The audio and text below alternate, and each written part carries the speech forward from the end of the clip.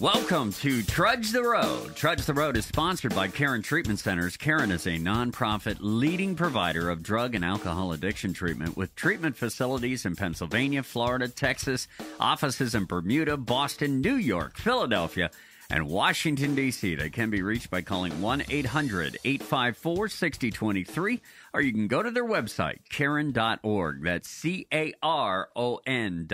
We're your hosts. I'm Rich, a recovered drug addict. My name is Jerry, and I'm a sober alcoholic. Start the show, Jerry, by you telling everyone why we do this show. Thanks, Rich. Trudge the Road is a radio program dedicated to folks like us who suffer from the disease of addiction to alcohol and drugs. And every bit as important is family members and friends. You get sucked into the vortex of this disease. It's awful. We understand that. We certainly know you've got a lot of questions. Our goal here is to answer as many of those questions as we possibly can, and with the good grace of the Lord above, provide a solution to this incredible dilemma. All right, start the show off by letting everybody know our website is trudgetheroadradio.com. There you can find our Facebook. You can find our Twitter. You can also find Jerry and the 12 Steps, which is the DVD that you released. Thank you. Which is a direct link to our other website, recoveryforlifechannel.com. Our very first segment is a subject that may not be as prevalent in the East Coast, but it is more so in the West Coast. But it is something that I had a lot of dealings with. As a matter of fact, we talked before we sat down here, and Jerry said, I've been doing some research on meth. And I went, you know what, dude?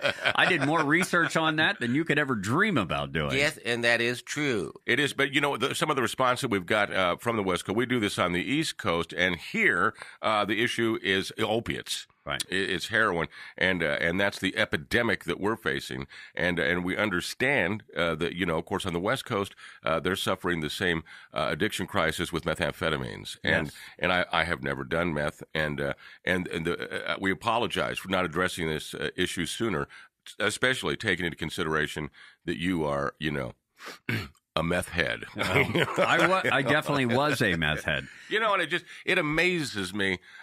Because I've seen that Faces of Meth, you know, and I look at it, and Slappy, agree with me or not, you look like a college professor now. A college professor wearing a bowling shirt. Is that a bowling shirt? Is it? Not that I'm saying that.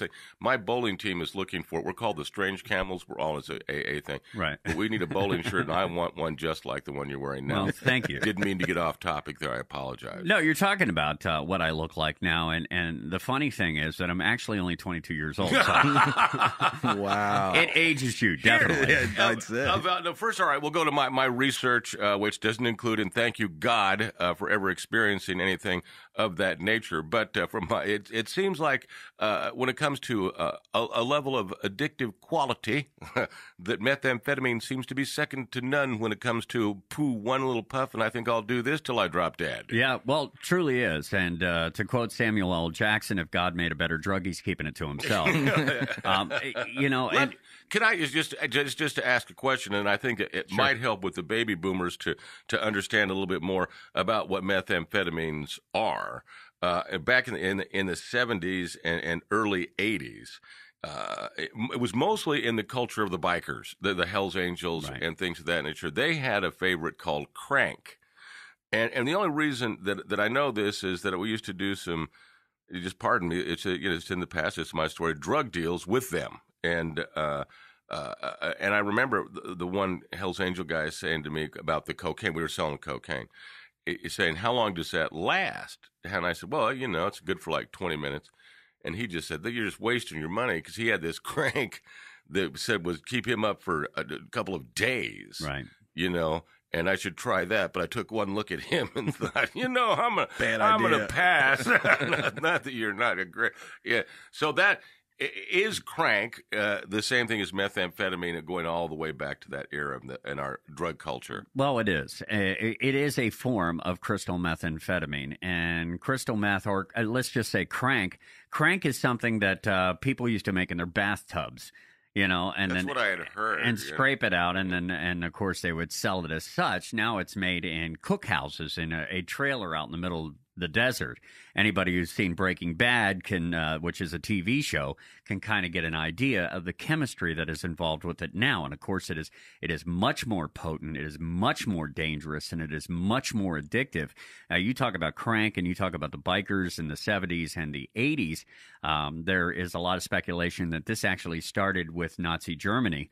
back in the 40s Right. or the 30s, and it was a way to keep the soldiers going during that time period. They wouldn't sleep. They could keep on fighting. So, you know that there was just an article on Friday. That's a fact. okay. Yeah, it was. I was going to show that too. It was in the Huffington Post. I'm sorry. Yeah, so there you go. I mean, and, you know, I got to tell you, the first time that I ever did crystal meth or crank was in the mid-'80s.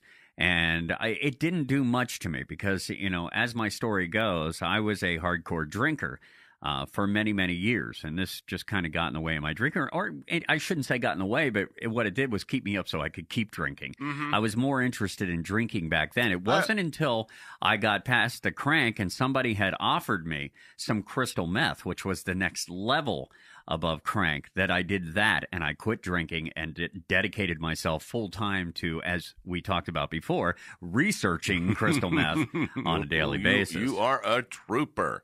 So pretty much from the get-go, overwhelming enough to know that, and we realize that that you are not only an alcoholic, a well-documented one, to be able to take another drug that is so overwhelming that you stop using your drug of choice, alcohol, right, and pick this thing up full-time.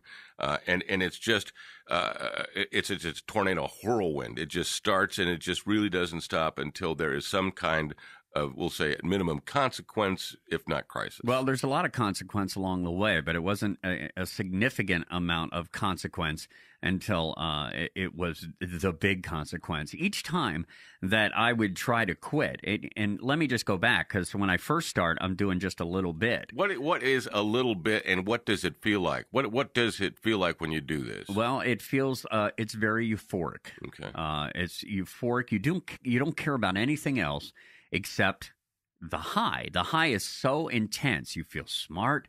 You feel intelligent. Boy, you can think of things. You can sit and talk for days on end. You know, I mean, it is a very, very powerful drug. And if you sounds like super booger sugar, as I'm referring to cocaine. Well, it is. And then you're talking about cocaine giving you that 20-minute thrill ride. I mean, this is giving you a thrill ride for a couple of days. The unfortunate part is you stay up for like 5 days. So the last 3 days, you're just crazy. And by the end of it, you know, we've talked about the elation, the anxiety, and the despair. That elation that you feel, I mean, that's good for about 3-4 days.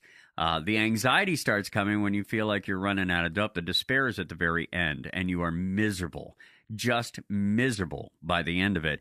And then you find yourself going to sleep, and you end up sleeping for 3-4 days just to get yourself back to normal. And your appetite is ferocious because during this time that you're using the drug, you don't eat. You don't want to eat. Food is the last thing that you're thinking about. What does one do to entertain themselves, or you know, when on this drug? Do you just sit there and chat? Do you go out? What is it? Well, if you're by yourself, behavior. I'm looking for the behavior. You're looking for the behavior. Well, there's a lot of things you can do. I know that I would start about 17 different household projects. We got you to moving, and would not finish any of them. But I would tear stuff up and then try to rebuild it, get halfway done, and go on to something else. There was a big box store where you would buy household improvement equipment. Okay, I'm not going to mention any store in particular, but I think you can get an idea. We got you. You know, if you want to buy lighting fixtures, you want to buy lumber, it's all there. And the one in Phoenix when I was living there was open 24 hours, and they called it. Well, they had a name for it, which incorporated the name of the store. Right. But if you went in there at 2:00 in the morning, you'd find guys like me walking around wild-eyed with a cart full of stuff. And then you would go home and you would do these other kind of things. If you're asking me for inappropriate behavior, there was a lot of that as well. But that was so. It was a manner of that your mind would become so active that the body would have to follow along, and in your imaginative process, you're building some kind of addition to your house. Yeah.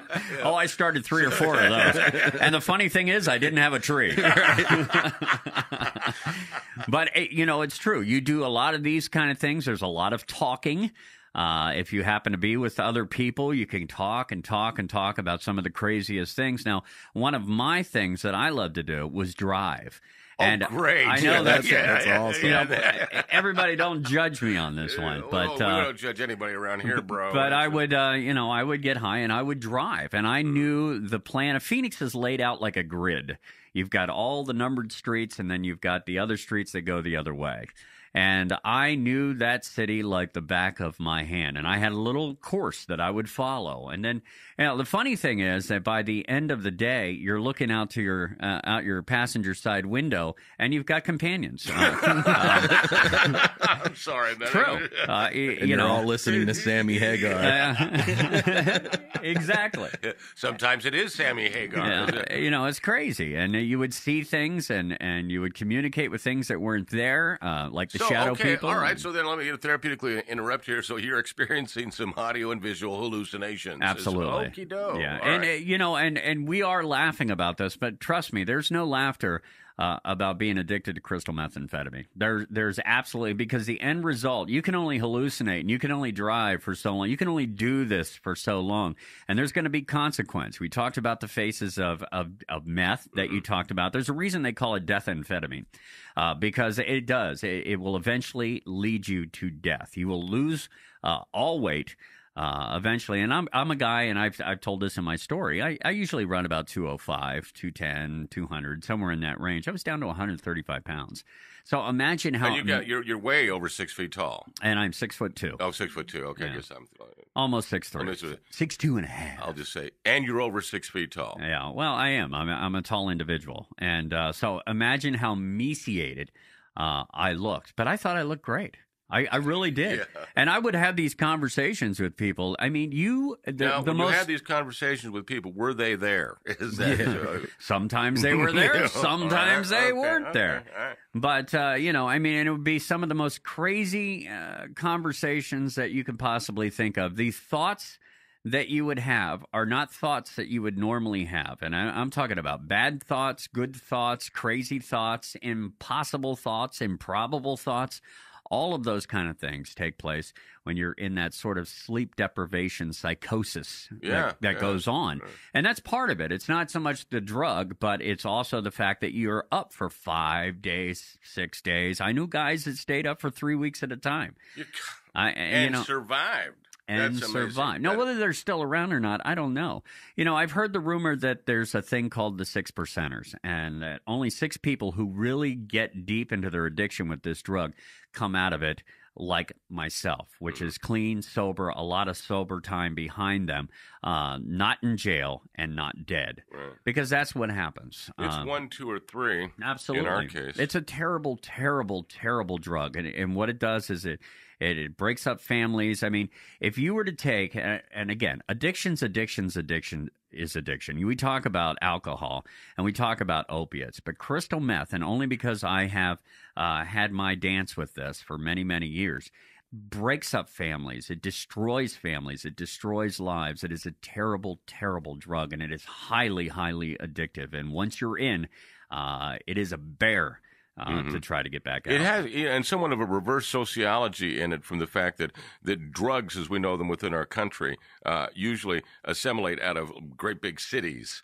into, rural areas and things of that nature. And correct me if I'm wrong, it has been somewhat the opposite as to where the methamphetamine really caught on more in the rural areas and then assimilated more into the mainstream. And now, so much in the West, as you see it in cities like Phoenix and in Albuquerque and places of this nature. Yeah, see, but I'm not sure, because all it was an elevation from where we started this conversation. With the crank.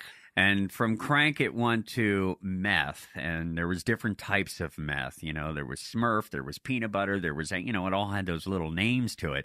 But then as the science behind it got bigger and better, it became glass and ice, and is pure.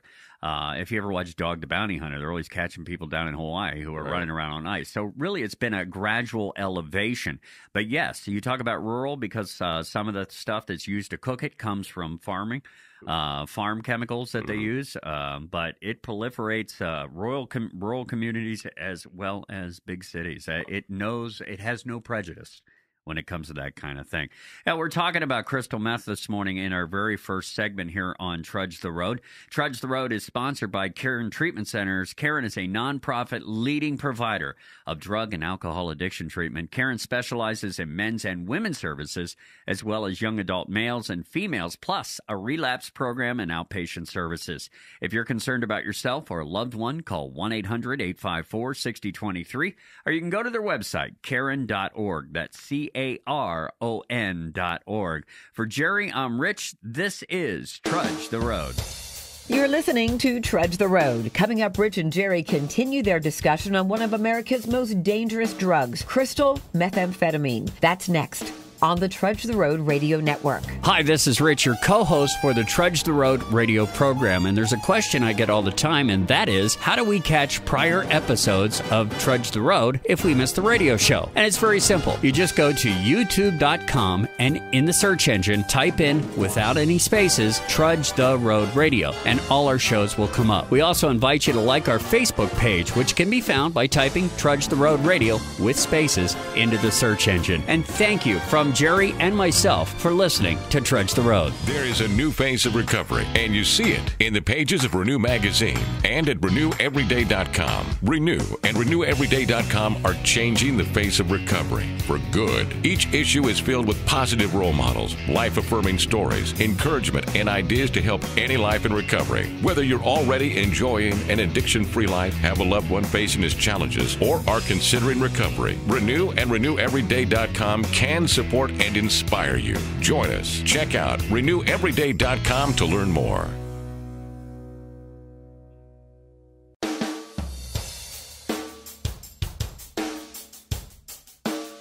Welcome back to Trudge the Road. It's sponsored by Caron Treatment Centers. Caron, a nonprofit leading provider of drug and alcohol addiction treatment with treatment facilities in Pennsylvania, Florida, Texas, offices in Bermuda, Boston, New York, Philadelphia, and Washington, D.C.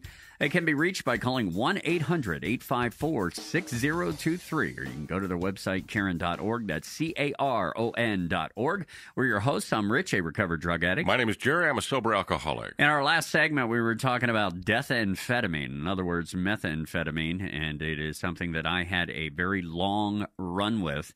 And we talked about what it does to you and where it came from and a little bit about my story as well.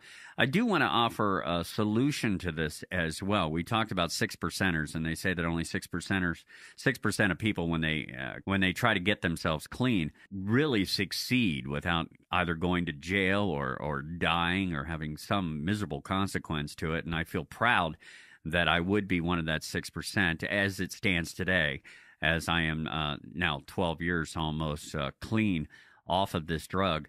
But it really has some unbelievable consequences, much like any drug. We talked about addiction, and it doesn't matter whether it's alcohol or it's opiates or what have you, but crystal meth, only because it's so close to me, seems to have that consequence. And my story is long, and I won't get into a lot of it, but let's just say that it ended on July 17, 2001, when I was running a hotel full of other people that were on crystal meth at the time. Would we call that a tweaker hotel? You call it a tweaker hotel. Mm-hmm. And I had saved one of the rooms where I didn't rent it out, where I had my own little den. And I had gotten to a point where I couldn't afford to, buy glass pipes anymore to smoke this, and I was smoking out of light bulbs. I would break light bulbs and smoke, but I had it all over, and the door was finally kicked in by my ex-girlfriend, and the consequences that I was facing, which was jail time and the end of this relationship where we had tried to get sober, was my bottom, which gave me the opportunity to finally get serious about this and immediately check myself into a hospital, which was Fairfax Hospital in Virginia, and got myself into NA meetings. And that is how I found a solution. We've talked about connectedness before. I finally got connected to like-minded people that did not want to do the drug, because I would always get connected to people who weren't quite ready to give up the drug. On the fence, yeah. Yeah, you would always tell that story. That front would be, yes, I want to get clean too. But, as soon as we got alone, they'd be like, well, if you want to go in the bathroom, we'll just do it this this one time and nobody will know. Right. Well, I finally got connected with people who really wanted to get clean as well. And I met those folks at a Narcotics Anonymous meeting. And I've been very fortunate that I connected with the right people. And that is how I found my way out. Openness and willingness to get clean, looking at the consequences that had been rendered to me through many years of addiction, and facing that head on and realizing that that's not where I wanted to be. I didn't want to go out with an epitaph that said, here died Rich. He was a drug addict. I didn't want that. I didn't want my kids to see that. I didn't want that for myself. And so basically what I did was decided that I was going to follow along with the 12 steps. And the 12 steps are a blueprint for living, Jerry. We've talked about this many times. You've got a DVD out about it as well. And had that DVD been out, been helpful, it would have been extremely helpful, because in the very beginning, I had a lot of difficulty understanding what these steps are. And I know I'm not alone when it comes to that kind of thing. There's a lot of people who go, okay, the 12 steps. I've heard about this. I've seen it on TV. I've seen it in movies. And anytime you see that, there's never really a serious side to it. But truly, the following of these steps is what allowed me, step by step, to finally get a grip on what I was doing to myself and be able to live this happy, joyous, and free existence that I live today. Now, your steps, when we talk about Jerry and the 12 steps, are very simple to understand. And I think that's what's so important, especially those who are new, just your brain. It takes a minute for that bad boy to start working right. Considering to what we've done to ourselves with the amount of drugs and alcohol, you can only imagine what your brain is like. And my sponsor, who by trade is a physician, puts it this way, that it's similar to taking a camera and having to reload the film every few minutes. Stop, reload the film, start shooting, stop, reload it, until things kind of get back, in the way they should be. And then it's a healing process. You're going to be okay. You're going to get there. And people who are new in recovery, who have been new in recovery, will recall that they couldn't recall. You'd read a paragraph and couldn't remember what it was, and that's okay. Your brain is getting better. But that's why we did this particular video, was to be able to address what the 12 steps are in a manner which you can understand, even if you're in that particular state of mind, and be able to attach yourself to and not be afraid of them, because it is easy to understand by the explanation that we think is offered on Jerry and the 12 Steps. And it's real simple to get. You can go to our website, trudgetheroadradio.com, and there you can catch prior episodes of Trudge the Road. You can also link up to our website, recoveryforlifechannel.com, where, of course, you can get the DVD as well. Now, as I'm telling my story, and are you finding any relation with other, like with you? You drank for years and years and years. Are you finding any similarities in the story that I'm telling you? Absolutely. The disease is the disease is the disease. Addiction is addiction is addiction. Your choice of drugs is secondary. The behavior and the consequences are the same. However, it seems that if we take a drug like methamphetamines, those consequences are much more severe and much more rapid than, say, would they be with alcohol in general situations. I think that there is a level of complexity that each one of us has who has this disease.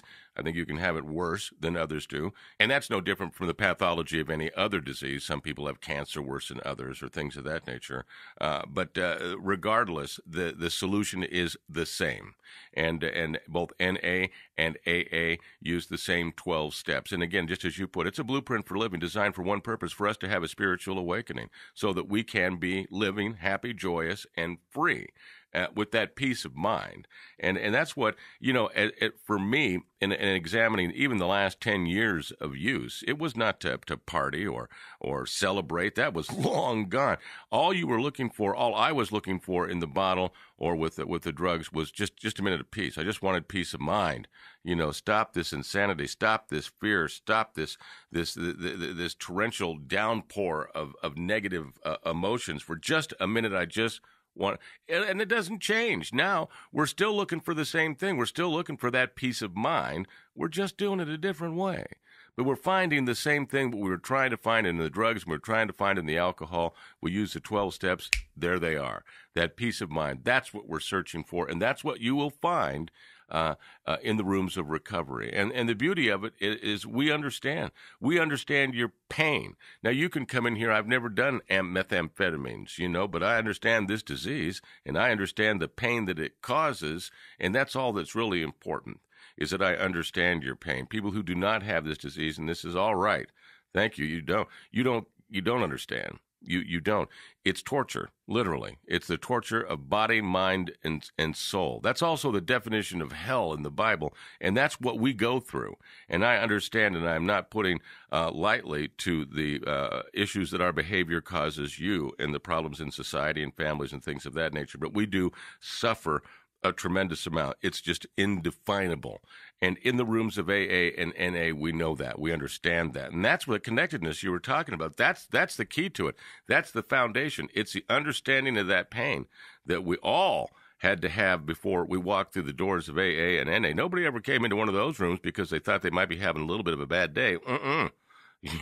Right. And when you connect like that with that unspoken line of communication that is just as loud as possible, relationships are built that are what we've looked for, like that trust, that love, that understanding, and from there you can safely grow and become who God wants you to be, this beautiful human being who we already know you are. Well, I brought this up because I know that a lot of stations that carry our show are on the East Coast, and it's not that crystal meth isn't out there. Oh, it's here. It's out there, yeah. But it's just the problem in the West. It's epidemic proportion in the West as to where here in the Northeast, it's an opiate epidemic. Absolutely. So, when you said the disease is the disease, just look at when I talk about my meth addiction, think of it in the same lines as your alcoholism or perhaps your opiate addiction. I can tell you that, as you said, it's an accelerated level, the addiction of crystal meth, as opposed to, in most cases, alcohol, where it seems to be a slow progress of incomprehensible demoralization. Where, crystal meth, it seemed to happen pretty rapidly for me. I hung on for a long time. I was a functioning addict. I was somebody that was able to maintain a high-profile job at the time. I made very good money at this job, but boom, it went very quickly. I lost my house. I lost my family. I lost my relationship with my children. I lost my vehicle. I'm gonna argue with you. I didn't think you lost any of that. You gave it all away. That's the truth of the matter. We gave it all away. We say we lost it. No, we gave it away. No, that's a great point. I did. I gave it all away until the point of where I was, behind a dumpster, getting high. And, I tell this when I share my experience, strength, and hope, but I did literally find myself, this emaciated soul at 135 pounds, sitting behind a dumpster, getting high, and there was a broken mirror back there, and it was propped up against the back of that little retaining wall behind a dumpster, and I was sitting there smoking, and I was looking at myself in the mirror, and I was saying to myself, you're going to die. And there was that other vision or that other personality that was just saying, I don't care. I don't care. I didn't care. I understand that. I didn't care about myself. I didn't care what was going to happen to me. That is the disease right there, man. You are defining it. It was a horrible, horrible place to be. But again, if you can relate to what I'm saying, get yourself connected with some like-minded people, and you will find exactly what you're looking for, and that is that peace of mind, and that is by following those 12 steps. I appreciate you letting me indulge in my story here. I think it's fascinating, and I apologize for really, being neglecting the topic, because I did so selfishly because I just don't know a lot about it, and you do, and you did a great job, and I'm very grateful. Well, addiction is all about you, so.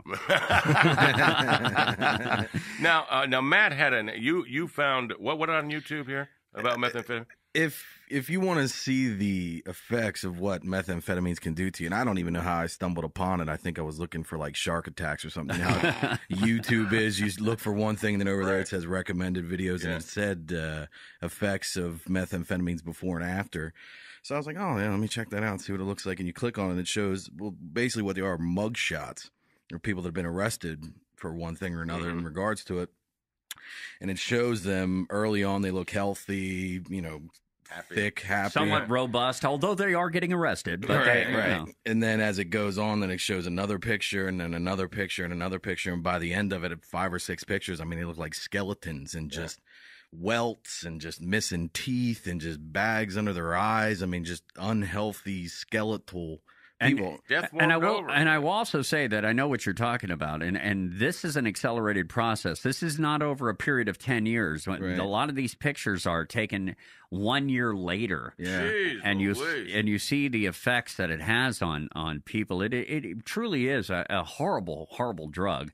And I used to say that they have a term for it, and it's only 4 letters. And there's a reason why you're going out to get that. So if you know what I'm saying, Right. you know what I'm saying. We do know what you're it's saying. not dog poop. Yeah. All right, but they would go out and they would get it, and this.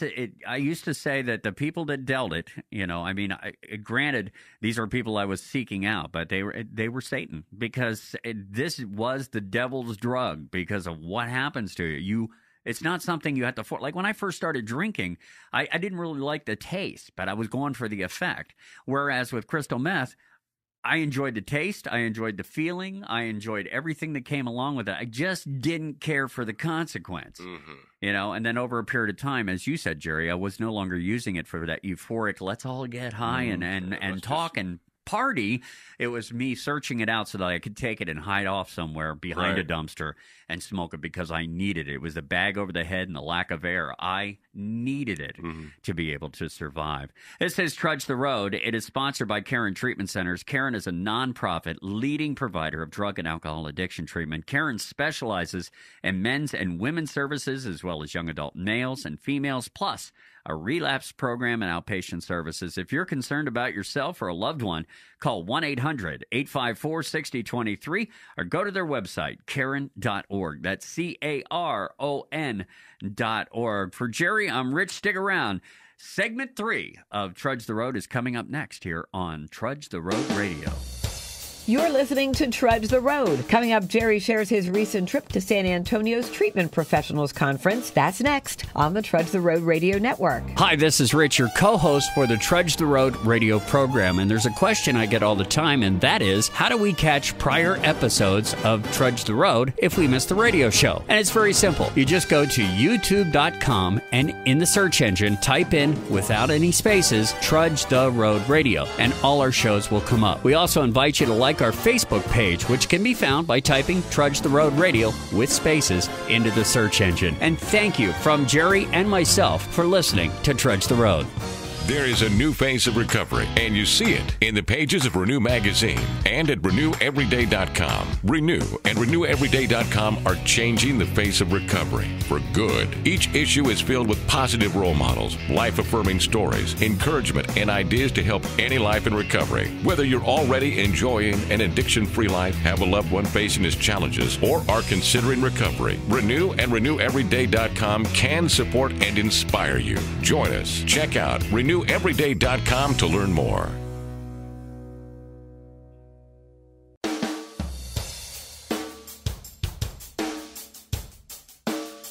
Welcome back to Trudge the Road. It's sponsored by Caron Treatment Centers. Caron is a nonprofit leading provider of drug and alcohol addiction treatment with treatment facilities in Pennsylvania, Florida, Texas, offices in Bermuda, Boston, New York, Philadelphia, and Washington, D.C. They can be reached by calling 1-800-854-6023, or you can go to their website, Caron.org. That's CARON.org. We're your hosts. I'm Rich, a recovered drug addict. My name is Jerry, and I'm a sober alcoholic. And Jerry, thank you for indulging me over the last 2 segments. Oh, thank you. I got a chance to somewhat share my experience, strength, and hope as my addiction to crystal methamphetamines back throughout pretty much through the entire 90s. Was on display, and how terrible it was, and how I finally found some joy, some freedom from that addiction. Peace of mind. Yeah, a little over 12 years ago. In this particular segment, recently you had a chance to go to San Antonio, Texas. I did. I went to NAATP, the National Association of Addiction Treatment Professionals, annual conference, and it was an incredible experience. And I learned so much. I learned a lot about me, which is always a good subject matter. But for you, and just and I think anybody out there who is an alcoholic or drug addict will realize that we never fit in. never fit in. And I would have to use chemicals, to be able to assimilate into even like, going to a party or whatever beforehand. Never fit in anywhere. All right. Now I'm going to this thing and I'm part of the festivities. I'm speaking at this conference. And it was at a place called the La Cantera Resort. It's a Westin thing. It's unbelievable. It's a 5-star resort. I did not know that. On the way out there, I knew I was going to a nice place, but I was more concerned about when the plane left, when I was how I gonna get from the airport, all that stuff. And we pull up there, and to give you an idea of how posh this place was, the Mercedes Benzes were the cheap cars that were, Yeah. So obviously I'm way out of my sociology. I don't go to 5-star resorts. It's 36-hole golf course there. All these beautiful pools. But the point that I'm trying to make is that, because of the 12 steps of the recovery program and my association with the fellowship of AA, I fit right in. I fit right in, did not have a problem at all with all of these people. Again, way out of my sociology. Now, to give you the other side of the coin, 3 days before, I was in a place called the Wayside Mission. And that's way out of my sociology, too.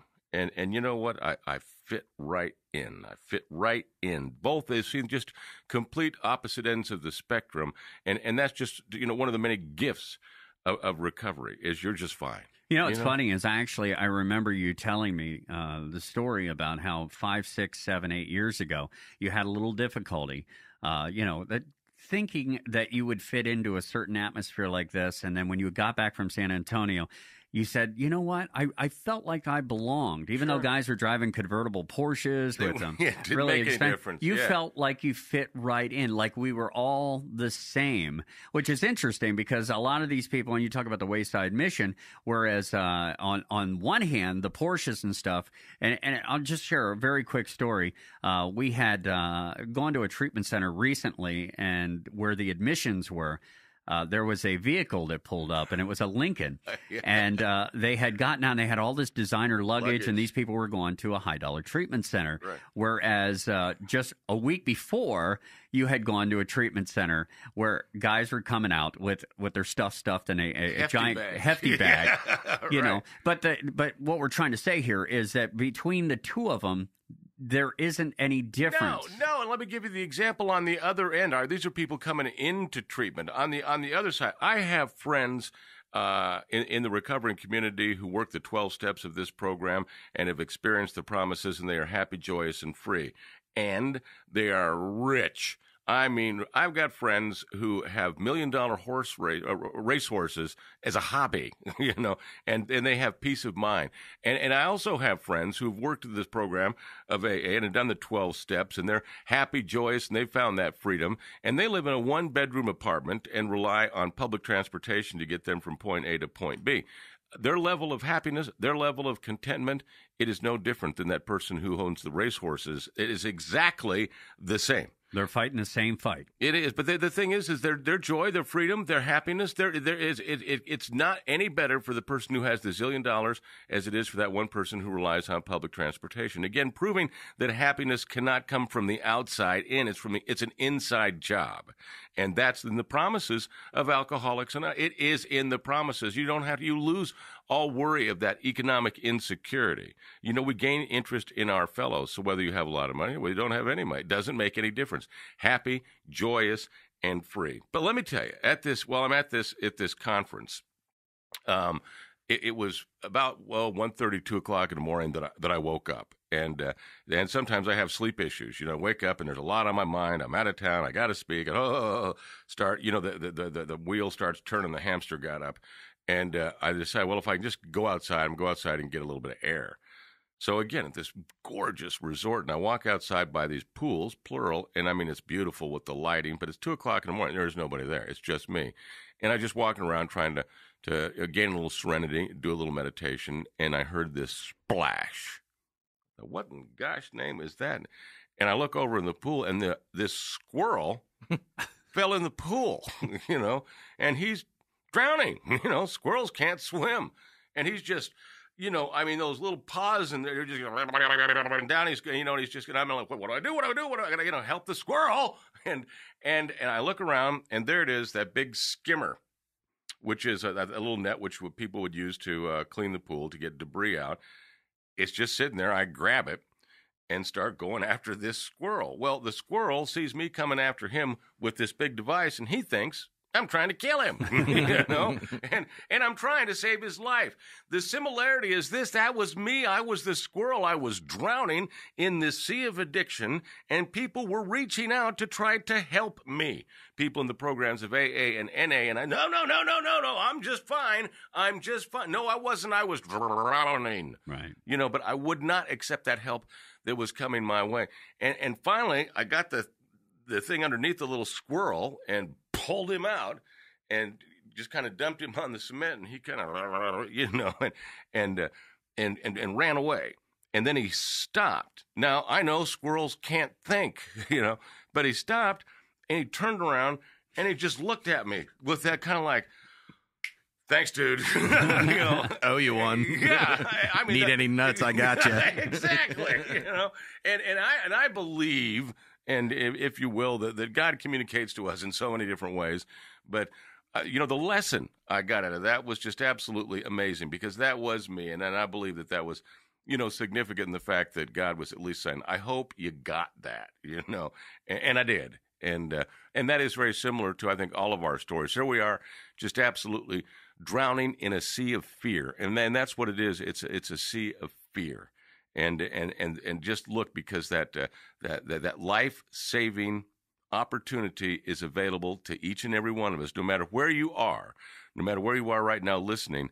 You can reach out to Alcoholics Anonymous or Narcotics Anonymous, and we will come a-running, and you'll find what we have found. And that's an opportunity to live life on life's terms, happy, joyous, and free. You turned a story of a squirrel at a 5-star resort falling into the pool at 2 o'clock in the morning into an analogy for all of those of us who are suffering from addiction. Very good. Good job. Appreciate it. I'm very, very impressed. Thank you for the help. If you are a squirrel... I don't mean to make light of it. I think that's brilliant. I don't even really have that love of squirrels, to be honest with you. I'm not attached to them. And I was going with the story. I'm not going to roll a $40,000 car to miss a squirrel. All right, I'm sorry. Well, no, I mean, and what a great story. The only part that I would question is the part where he stops and turns and looks at it. I know. See, I knew you guys were going to do that, and I almost didn't say it, but I did because it happened. Gives you the little thumbs up. That's why I told you I know squirrels can't think, but it was just the way he looked at me, and he was like, thanks, dude, solid one. All right. 5 minutes later, he shows up with the rest of his squirrel family. All the little squirrels are waving, thanks for saving my daddy. Look at it. My watch isn't about your bedtime. I believe so. No, great story. And again, I think it's a great analogy as well as to folks that are deep within this disease of addiction. And if you are listening, and maybe you know someone, maybe you have a family member that is the same way, and you are the skimmer to their being the squirrel, stick with it. Don't give up on these people. Call Al-Anon. Yeah, call Al-Anon. That's a great point right there, because Al-Anon is a group of people that are going through exactly the same thing you are. It's funny, and it's not funny, but it's odd, is that people that are struggling with addiction, I mean, you talk about how hard it was for you to finally just see the light and go ahead and say, okay, I'm going to go ahead and go to an AA meeting. And I was the same way with the whole NA thing, but I find that people getting into Al-Anon, these are not addicted people.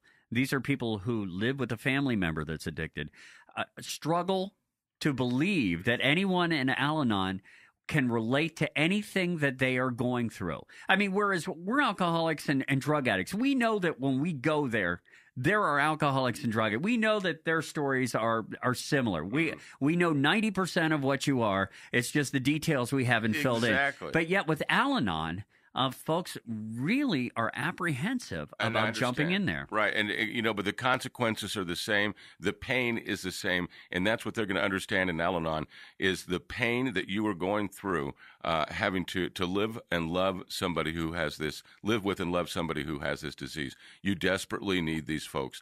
Al-Anon, they're there to help you. Call them. Absolutely. Do it. Get connected. We talk about the connectedness. Same Absolutely. deal. Same for you. Bill and Pam Roberts. Look on that YouTube, on our YouTube page. Look for Bill and Pam Roberts, and they'll talk a lot about being parents of an addicted child and then finding addiction of their own within their lives. It's a wonderful story that might have some answers there for you. Yeah, if you go to YouTube and just type in Trudge the Road Radio, or you can go to our website, trudgetheroadradio.com, and you can filter through the episodes on there as well. This is Trudge the Road. It's sponsored by Caron Treatment Centers. Caron is a nonprofit leading provider of drug and alcohol addiction treatment. Caron specializes in men's and women's services as well as young adult males and females, plus a relapse program and outpatient services. If you're concerned about yourself or a loved one, call 1-800-854-6023, or you can go to their website, caron.org. That's CARON.org. Coming up, we're going to wrap up in segment number 4. For Jerry, I'm Rich. This is Trudge the Road on the Trudge the Road Radio Network. You're listening to Trudge the Road. Coming up, Rich and Jerry talk about some baby boomer stuff. That's next on the Trudge the Road Radio Network. Hi, this is Rich, your co-host for the Trudge the Road radio program. And there's a question I get all the time, and that is, how do we catch prior episodes of Trudge the Road if we miss the radio show? And it's very simple. You just go to youtube.com and in the search engine, type in, without any spaces, Trudge the Road Radio, and all our shows will come up. We also invite you to like our Facebook page, which can be found by typing Trudge the Road Radio with spaces into the search engine. And thank you from Jerry and myself for listening to Trudge the Road. There is a new face of recovery, and you see it in the pages of Renew Magazine and at RenewEveryday.com. Renew and RenewEveryday.com are changing the face of recovery for good. Each issue is filled with positive role models, life-affirming stories, encouragement, and ideas to help any life in recovery. Whether you're already enjoying an addiction-free life, have a loved one facing his challenges, or are considering recovery, Renew and RenewEveryday.com can support and inspire you. Join us. Check out RenewEveryday.com to learn more.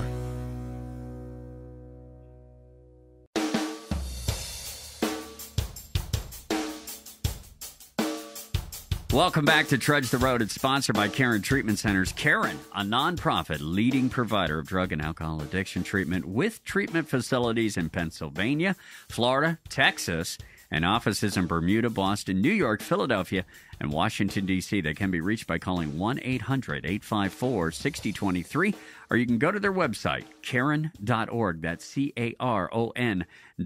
We're your hosts. I'm Rich, a recovered drug addict. My name is Jerry. I'm a sober alcoholic. We're moving into segment 4. Our first 2 segments were basically about methamphetamine. And our last segment was a great analogy that you shared from... The squirrel in the pool. The squirrel in the pool. That's what we'll call this episode at a 5-star resort in San Antonio, Texas. Now, in our final segment, Jerry, you have some interesting statistics on baby boomers. Yeah, it's some kind of scary stuff. Just beforehand, again, back to the folks, just a tip of the hat to everybody in San Antonio. Number one, that is one of the most beautiful cities I've ever been in, and the recovering community there could not have been more gracious and open. I really had a wonderful time, and I appreciate that a lot. But back to the statistics and the baby boomers. Now, I'm a baby boomer, as you are. I'm a little higher end than you, Right. But we're right now looking at baby boomers beginning to retire. And what we are seeing is a surge of people. We talk about somebody, the alcoholic, a little bit younger. This incredible surge of alcoholism in people who are not elderly, but they are the retired age. Now, this is some sociological assumptions that are being made here, but they're probably pretty accurate in the fact that, let's say a man, a woman, you've had that job 35, 40 years. You got up every morning at 5 o'clock, got everybody together, went to work, worked hard, came home, took care of the family, took care of the house, went to church on Sunday, and we're in that routine for a long, long time. And now you've reached the point of retirement. And we find that we retire, and all of a sudden, I don't have the family to take care of because they've grown, and I don't have to go to work because I retired, and I don't have a whole lot to do. So, I like a little cocktail now and then. And what we're seeing here is that good people who worked so hard and deserve to have a good retirement, in 6, 8, 9 months after their retirement, they're drinking around the clock. And this has just created this magnificent entrance into the recovering community of a demographic that we were not anticipating to be there. And they are.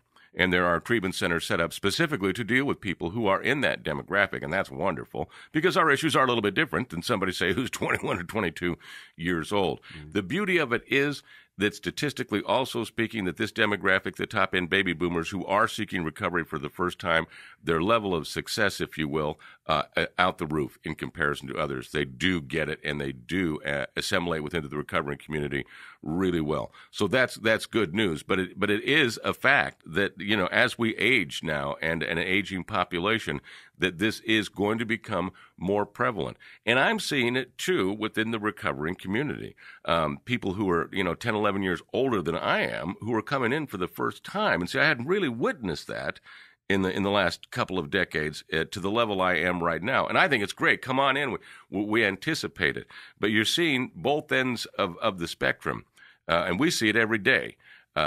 Kids who are 18, 19, 20 years old coming in to the recovery community, and now the other ones. But it doesn't make any difference that this person is 63 years old and this person is 19 years old. The pain is the same, and that's why there is a connectedness. And I think that sociologically you could probably only find it within our recovering community or in our community, right. is that they can make an absolute connectedness because they do understand that pain, and that pain is the same. Whether you picked up the bottle at 60 or whether you picked up the needle at 14 doesn't make any difference. We have the solution, and we welcome and anticipate that this will be just really another addition to the success of Alcoholics Anonymous and Narcotics Anonymous, to have folks come in who have experience, who have a lot of good life experience that they can offer that 19, 20-year-old who's just coming in who doesn't have any life experience. So you see, it all kind of works. And I think you said that there are actually treatment centers out now that cater to this particular demographic. And that's really important. Karen has one, the Hanley Center, who specializes in dealing with these demographics because, overall, if you go to treatment, and I'll put it, there was one time I was 20 years old in treatment, and I remember my roommate was a real estate lawyer who'd been married 3 times.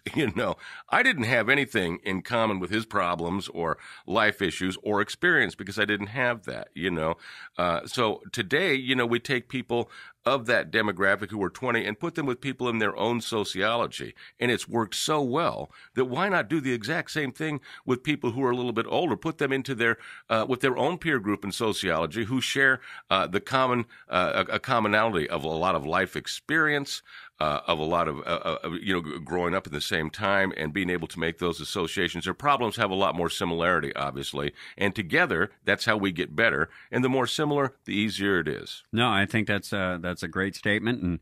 And once again, if you'd like to catch prior episodes of this radio show, it is called Trudge the Road.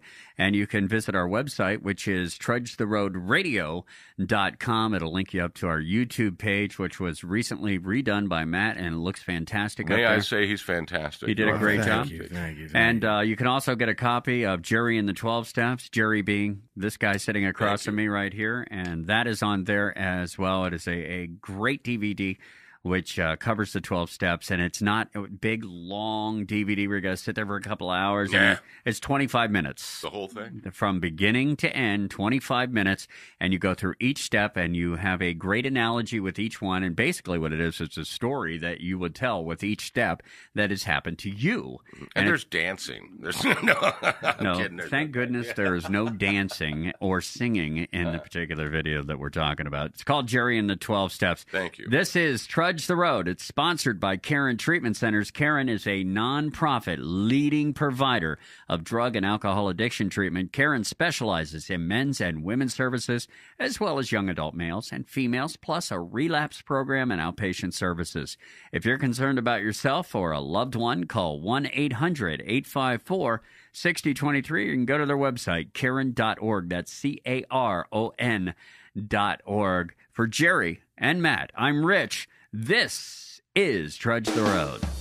You've been listening to Trudge the Road. If you'd like to catch prior episodes, you can visit our website, trudgetheroadradio.com, and keep listening for new episodes on this great radio station, which is part of the Trudge the Road Radio Network. Hi, this is Rich, your co-host for the Trudge the Road radio program, and there's a question I get all the time, and that is, how do we catch prior episodes of Trudge the Road if we miss the radio show? And it's very simple. You just go to youtube.com and in the search engine, type in, without any spaces, Trudge the Road Radio, and all our shows will come up. We also invite you to like our Facebook page, which can be found by typing Trudge the Road Radio with spaces into the search engine. And thank you from Jerry and myself for listening to Trudge the Road.